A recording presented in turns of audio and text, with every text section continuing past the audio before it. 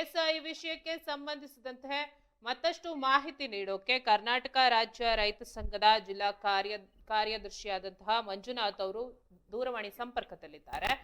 S Manjunath ಅವರೇ ನಮಸ್ತೆ. ನಮಸ್ತೆ ಮೇಡಮ್. ನೀವು ಎಷ್ಟು ದಿನಗಳಿಂದ ಹೋರಾಟ ನಡೆಸ್ತಾ ಇದ್ದೀರಾ? ಕಂಪನಿ ಬಗ್ಗೆ ಈ ರೀತಿ ಒಂದು ಆರೋಪವನ್ನ ಮಾಡ್ಲಾಗ್ತಾ ಇದೆ. ಕಂಪನಿ ನಿಮ್ಗೆ ಯಾವ ರೀತಿ ಸ್ಪಂದನೆ ನೀಡಿದೆ, ಏನಾಗಿದೆ, ಸಮಸ್ಯೆ ಏನಿದೆ ಸರ್? ಮೇಡಮ್ ಸಮಸ್ಯೆ ಏನಿಲ್ಲ ಮೇಡಮ್. ಇವರು ಮೊದಲು ಪೆಟ್ರೋಕೆಮಿಕಲ್ ಇತ್ತಂತ ಮೊದಲ ಹೆಸರು ಮೈಸೂರು ಪೆಟ್ರೋಕೆಮಿಕಲ್ ಅಂತ ಇತ್ತು ಮೇಡಮ್ ಕಂಪನಿ.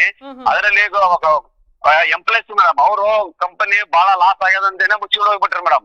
ಅವ್ರಿಗೆ ಪರಿಹಾರ ಕೊಡಿಸೋರಿಗೆ ನಾವು ಹೋದ್ವಿ ಮೇಡಮ್. ಆದ್ರೆ 108 ಎಕರೆ ಒಂದೇ ಮಾಲೀಕರದು ಮೇಡಮ್, ಬಾಲಾಜಿ ಅಂತ ಅಂದೇನೆ.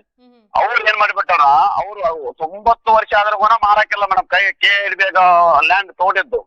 ಆದ್ರೆ ಇವ್ರು ಏನ್ ಮಾಡಿಬಿಟ್ಟಾರ, ಬೇರೆಯವರಿಗೆ ವರ್ಗಾವಣೆ ಮಾಡಿದ್ವಿ. ಅವರು ಕಾಂಟ್ಯಾಕ್ಟ್ ಇದು ಬೇರೆ ಕಂಪನಿ IGPL ಅಂತ ಅಂದು ಮತ್ತೆ ಕಂಪನಿ ಶುರು ಮಾಡಿದಾರ ಮೇಡಮ್.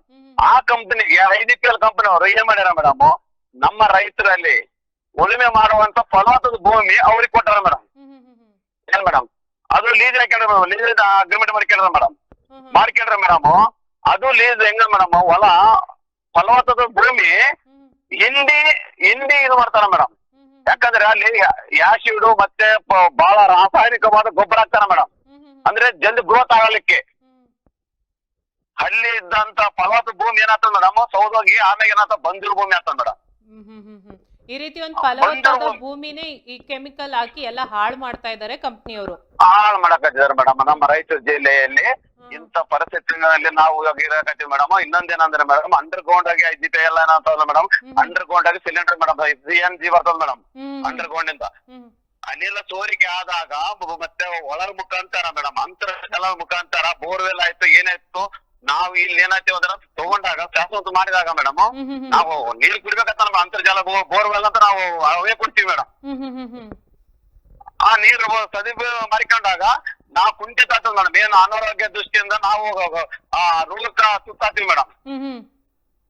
ಬಹಳ ಕಾನೂನು ಬದ್ಧವಾಗಿ ಇವ್ರು ಏನ್ ಮಾಡ್ತಾ ಇಲ್ಲ ಮೇಡಮ್, ಎಲ್ಲ ಅಂಧ ಕಾನೂನು ಮೇಲೆ ನಡೆಯಬೇಕಾಗ್ತದೆ ಮೇಡಮ್. ಏನಂದ್ರೆ ರೊಕ್ಕದ ಮಹಿಮೆ ಮೇಡಮ್. ಇದರಲ್ಲಿ ಇವತ್ತು ಮಾಡಿದ ಕಾರ್ಮಿಕಗ ರೊಕ್ಕ ಕೊಡ್ಲಿಕ್ಕೆ, ಪರಿಹಾರ ಕೊಡ್ಲಿಕ್ಕೆ ರೊಕ್ಕ ಇಲ್ಲ. ಆದ್ರೆ ಯಾವುದೇ ಆಗಲಿ ಇವು ಆಶ್ಚರ್ಯಗಳಲ್ಲಿ ಪರ್ಮಿಷನ್ ಆಯ್ತು ಇನ್ನೊಂದಾಯ್ತು ಮಾಡ್ಲಿಕ್ಕೆ ಮಾತ್ರ ದುಡ್ಡಿದೆ ಮೇಡಮ್ ಇವರಿಗೆ. ಅಂದ್ರೆ ಈಗ ನೆಕ್ಸ್ಟ್ ಏನ್ ಮಾಡ್ತೀರಾ? ನಿಮ್ ಮುಂದಿನ ನಡೆ ಏನು? ಈಗ ಏನ್ ಆಗ್ಬೇಕಾಗಿದೆ ನಿಮ್ಗೆ? ಮೇಡಮ್ ನಮ್ಮದೇನು ಮೇಡಮ್, ಪರಿಹಾರ ಮೊದಲು ಕಾರ್ಮಿಕರಿಗೆ ಪರಿಹಾರ ಕೊಡಬೇಕು, ಒಂದೇ ಉದ್ದೇಶ ಮೇಡಮ್. ಮತ್ತೆ ಇವಾಗ ಏನು ಲೀಸ್ ಅಗ್ರಿಮೆಂಟ್ ಏನ್ ಮಾಡ್ಕೊಂಡ್ರ ರೈತರದು, ಆ ಹೊಲಗಳು ಲೀಸ್ ಅಗ್ರಿಮೆಂಟ್ ಕ್ಯಾನ್ಸಲ್ ಮೇಡಮ್. ಅವ್ರಿಗೆ ಕೊಟ್ಟಂತ ಪರಿಹಾರ ರೊಕ್ಕ ಆ ಕಡೆ ಇವರು ಉಳುಮೆ ಮಾಡಂತ ಇಲ್ಲ ಮೇಡಮ್. ಇದು ಮುಂದಿನ ದಿನಮಾನ ಉಗ್ರ ಹೋರಾಟ ಮಾಡೋದು ಖಂಡಿತ ಮೇಡಮ್. ಎಸ್ ಮಂಜುನಾಥ್ ಅವರು, ಈ ರೀತಿ ಉಗ್ರ ಹೋರಾಟವನ್ನ ಮಾಡ್ತೀವಿ ಅಂತ ಹೇಳ್ತಾ ಇದ್ದೀರಾ. ಈಗ ಈ ಕಂಪನಿ ಕಾರ್ಖಾನೆ ಮಾಲೀಕರು ಏನಿದ್ದಾರೆ ಅವ್ರಿಗೆ ಈ ವಿಚಾರ ತಿಳಿಸಿದ್ದೀರಾ? ಅವ್ರೇನಾದ್ರೂ ಸ್ಪಂದನೆ ನೀಡಿದಾರಾ ಅಥವಾ ಇಲ್ವಾ? ಮೇಡಮ್ ಅವ್ರು ಕಳ್ರು ಮೇಡಮ್, ಕಳ್ರು ಬರಲ್ಲ ಮೇಡಮ್. ಏಕೆಂದ್ರೆ ಅವ್ರು ಏನ ಮಾಡಿದ್ರೆ ಫೋನ್ ಮುಖಾಂತರ ದೂರವಾಣಿ ಮುಖಾಂತರ ಆಫೀಸರ್ಗಳಾಯ್ತು MLA ಮುಖ್ಯಮಂತ್ರಿ ಆಯ್ತು ಅಲ್ಲೇ ಮಾತಾಡೋರು. ಅವರು ಇಲ್ಲಿ ಬರೋಲ್ಲ. ಯಾಕಂದ್ರೆ ಇವತ್ತು ದುಡಿಮೆಗಾಗಿ ಕಾರ್ಮಿಕ ಬೇಕು, ಇವತ್ತು ಬಡ ರೈತ ಬೇಕು, ಹೊಲ ಬೇಕು, ನೀರು ಇದು ಬೇಕು, ನಿಮಗ ಫಲದ ಭೂಮಿ ಬೇಕು. ಆದರೆ ಇವತ್ತು ನೀವು ಬಂದು ಪರಿಹಾರ ಕೊಡ್ಲಿಕ್ಕೆ ವ್ಯಕ್ತಿ ಇಲ್ಲ ಮೇಡಮ್. ಅಂದ್ರೆ ಈಗ ನೀವು ಜಿಲ್ಲಾಧಿಕಾರಿಗಳಿಗೆ ಮನವಿಯನ್ನ ಕೊಟ್ಟಿದ್ದೀರಾ. ಅಂದ್ರೆ ಇದಕ್ಕಿಂತ ಮುಂಚೆನೆ ಸುತ್ತಮುತ್ತಲಿನ ಫಲವತ್ತಾದ ಭೂಮಿ ನಾಶ ಆಗ್ತಾ ಇದೆ ಕೆಮಿಕಲ್ ಇಂದ ಅಂತಂದ್ರೆ ನಿಮ್ಮ ಅಧಿಕಾರಿಗಳಾಗಿರ್ಬೋದು, ಜಿಲ್ಲಾಧಿಕಾರಿಗಳಾಗಿರ್ಬೋದು, ಯಾವ್ದೇ ರೀತಿ ಅವ್ರಿಗೆ ಮಾಹಿತಿ ಇರ್ಲಿಲ್ವಾ ಅಥವಾ ಗೊತ್ತಿದ್ದು ಅವರು ಈ ರೀತಿ ಪರ್ಮಿಷನ್ ಏನಾದ್ರು ಕೊಟ್ಟಿದ್ದಾರಾ? ಪರ್ಮಿಷನ್ ಕೊಟ್ಟಿಲ್ಲ ಮೇಡಮ್. ಪರ್ಮಿಷನ್ ಕೊಟ್ಟರೆ ಅನ್ಲೀಗಲ್ ಆಗಿ ಮಾಡಕತ್ತಾರ ಮೇಡಮ್. ಲೀಗಲ್ ಇವ್ರು ಏನಿಲ್ಲ ಮೇಡಮ್, ಪ್ರೂಫ್ ಇಲ್ಲ ಅವರಲ್ಲಿ. ಯಾವ್ದೇ ರೀತಿ ಪ್ರೂಫ್ ಇಲ್ಲದೆ ಇಲ್ಲಿಗಲ್ ಆಗಿ ಮಾಡ್ತಾ ಇದ್ದಾರೆ. ಏನೇನಿಲ್ಲ ಮೇಡಮ್. 500 ಎಕರೆಗೆ ಅಂದ್ರೆ ಮೇಡಮ್, ಒಂದ್ ಎಕರೆ ನಾವು ತೋರ್ಸ್ಬೇಕಂದ್ರೆ ಕರೆಂಟ್ ಬಿಲ್ ಮೇಡಮ್. ಜಸ್ಕಮ್ ಅವರು ಮಿನಿಮಮ್ ಒಂದು ಸಾಮಾನ್ಯ ರೈತ ಮನೆಗೆ ಒಂದ್ 2 ಲೈಟ್, ಒಂದು ಬಲ್ಬ್ ಇರ್ತದೆ ಮೇಡಮ್, ಒಂದು ಫ್ಯಾನ್ ಇರ್ತದೆ ಮೇಡಮ್. ಇಷ್ಟಕ್ಕೆ 1,000 ರೂಪಾಯಿ ತಿಂಗಳಾದ್ರೆ ಕಟ್ ಮಾಡಿಬಿಡ್ತಾರೆ ಮೇಡಮ್ ಡೈರೆಕ್ಟ್. ಅಂದ್ರೆ ಈಗ ಇವತ್ತು ಜಸ್ಕಮ್ ಕಣ್ಣು ಮುಚ್ಚಾಕೊಂತಾರೆ ಏನ್ ಮೇಡಮ್. ಅಂದ್ರೆ ಇವತ್ತು ನಾವು ರೈತರ ಕಾಣ್ತೀವಿ, ಅಂದ್ರೆ ಇಂತ ಮೇಲಧಿಕಾರಿಗಳು ಕಾಣ್ತಾ ಇಲ್ಲ ಮೇಡಮ್. ಇವ್ರು ಕಾಣ್ತಾ ಇಲ್ಲ ಮೇಡಮ್. ಇವತ್ತು ಹೇಳ್ತಾ ಇದ್ದೀರಾ, ಈ ವಿಚಾರ ಗೊತ್ತಿದ್ಯಾ?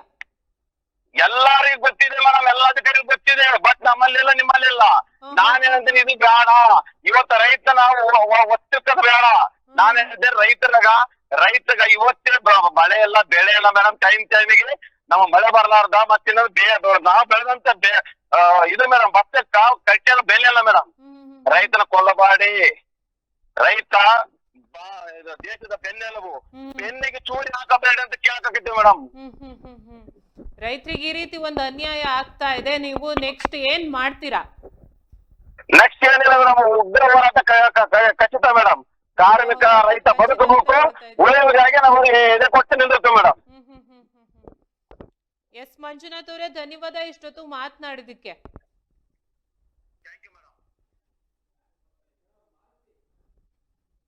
ಎಸ್ ಮಂಜುನಾಥ್ ಅವರು ಏನ್ ಹೇಳ್ತಾ ಇದ್ದಾರೆ ಅಂದ್ರೆ, ಇದು ಸಂಪೂರ್ಣ ಇಲ್ಲಿಗಲ್ ಆಗಿ ಮಾಡ್ತಾ ಇರುವಂತದ್ದು. ಇದು ಮೇಲಾಧಿಕಾರಿಗಳಿಗೂ ತಿಳಿದಿದೆ, ಆದ್ರೆ ಅವರು ಯಾವುದೇ ರೀತಿ ಕ್ರಮ ಕೈಗೊಂಡಿಲ್ಲ. ಈಗ ಜಿಲ್ಲಾಧಿಕಾರಿಗಳಿಗೆ ಮನವಿ ಕೊಟ್ಟಿದ್ದೀವಿ, ಅವ್ರು ಇವಾಗ ನಾವು ಕ್ರಮವನ್ನ ತೆಗೆದುಕೊಳ್ತೀವಿ ಅಂತ ಹೇಳ್ತಾ ಇದ್ದಾರೆ. ಅಂದ್ರೆ ಇಷ್ಟು ದಿನ ಅಧಿಕಾರಿಗಳಿಗೆ ಇದು ತಿಳಿದಿರ್ಲಿಲ್ವಾ? ಸುತ್ತಮುತ್ತ ಇಷ್ಟೊಂದು ಫಲವತ್ತಾದ ಭೂಮಿ ನಾಶ ಆಗ್ತಾ ಇದೆ ಅಂತ ಗೊತ್ತಿದ್ರು ಕೂಡ ಅಧಿಕಾರಿಗಳು ಸುಮ್ಮನಿದ್ರ, ಅಥವಾ ಇವರೇ ಅವ್ರಿಗೆ ಸಪೋರ್ಟ್ ಆಗಿ ನಿಂತಿದ್ರ?